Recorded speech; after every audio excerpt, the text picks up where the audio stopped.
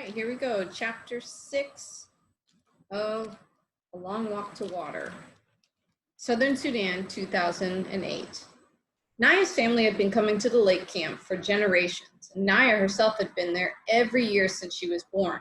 One thing she liked about the camp was that even though she had to dig in the clay and wait for water, she did not have to make the 2 long trips to the pond every day.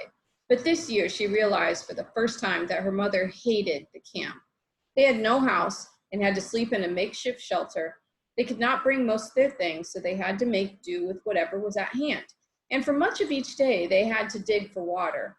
But the worst was the look on her mother's face when Naya's father and older brother Dep went off to hunt. Fear. Her mother was afraid that the men in the family would run into Dinka tribesmen somewhere, that they would fight and get injured, or worse.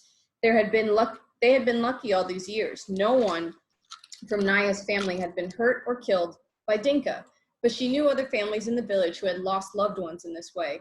Naya could see the questions in her mother's face every morning. Would they be lucky again? Or was it now their turn to lose someone?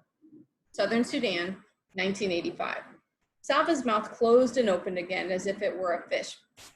He tried to speak, but no sounds came out of his throat. He tried to move, but his feet seemed stuck to the ground. Salva, the man said again and hurried toward him. And when the man was only a few steps away, Salva suddenly found his voice. Uncle, he cried out and ran into the man's arms. Uncle Jarir was the younger brother of Salva's father. Salva hadn't seen him in at least 2 years because Uncle had been in the army. Uncle must know about the war and the fighting. Maybe he will know where my family is. But these hopes were dashed as soon as Uncle spoke. Are you alone? Where's your family? He asked. Salva hardly knew where to begin in his answer. It seemed like years since he had run away from his school and into the bush, but he told his uncle everything as best he could. As Salva spoke, Uncle nodded or shook his head. His face became very solemn when Salva told him that he had not seen or heard a single word of his family in all that time. Salva's voice trailed off and he lowered his head. He was glad to see Uncle again, but it looked as if he might not be much help either. Uncle was quiet for a moment. Then he patted Salva's shoulder. Nephew, he said in a cheerful voice, we're together now, so I will look after you. It turned out that Uncle had joined the group 3 days earlier, but since there were more than 30 people traveling together, they had not found each other until now. As they began walking, Salva saw that Uncle had a gun, a rifle that he carried on a strap over one shoulder. Already Salva could tell that because of his army experience and because he had a gun, Uncle was seen by the group as a kind of leader. Yes, when I left the army, they let me keep my rifle, Uncle said.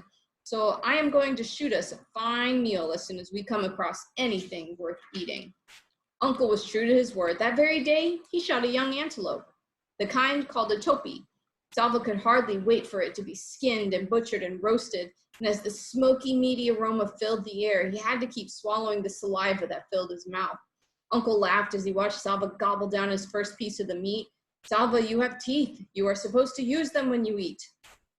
Salva could not reply. He was too busy stuffing another chunk of the delicious charred meat into his mouth. Even though the topi was a small one, there was more than enough meat for everyone in the group. But it did not take long for Salva to regret his haste in eating. After so many weeks of near starvation, his stomach rebelled mightily, and he spent most of the night vomiting. Salva was not alone. Whenever his heaving stomach woke him, he would hurry to the edge of camp to vomit and find others there doing the same thing. And at one point, Salva found himself in a line of half a dozen people, all in an identical pose, bent over, holding their stomachs and waiting for the next wave of nausea. It might have been funny if he hadn't felt so miserable. The group continued to walk through the land of the Atwat. Every day he saw lions, usually resting in the shade of a small tree. Once in the distance, they saw a lion chasing a topi. The topi escaped, but along the path, Salva saw the bones of prey that had not been so fortunate. Salva and Mariel still walked together, staying close to Uncle, and sometimes Uncle would walk with the other men and talk seriously about their journey. At those times, Salva and Mariel would drop back respectfully, but Salva always tried to keep Uncle in sight, and he slept near Uncle at night. One day, the group began walking in the late afternoon with hopes of reaching a waterhole before settling down for the night. But there was no water anywhere. Though they searched for miles, they kept walking until into the night and through the night. For 10 hours they walked, and by dawn, everyone was exhausted. Uncle and the other leaders finally decided that the group had to rest. Salva took 2 steps off the path and fell asleep almost before he lay down. He did not wake again until he felt Uncle's hand shaking his shoulder. As he opened his eyes, he heard wailing. Someone was crying. Salva blinked away the sleepiness and looked at Uncle, whose face was very solemn. I am sorry, Salva, Uncle said quietly. Your friend? Mariel? Salva looked around. He should be somewhere nearby. I don't remember if he slept near me. I was so tired, perhaps he has gone to find something to eat. Uncle stroked Salva's head as if he were a baby. I am sorry, he said again. A cold fist seemed to grip Salva's heart. Mariel died.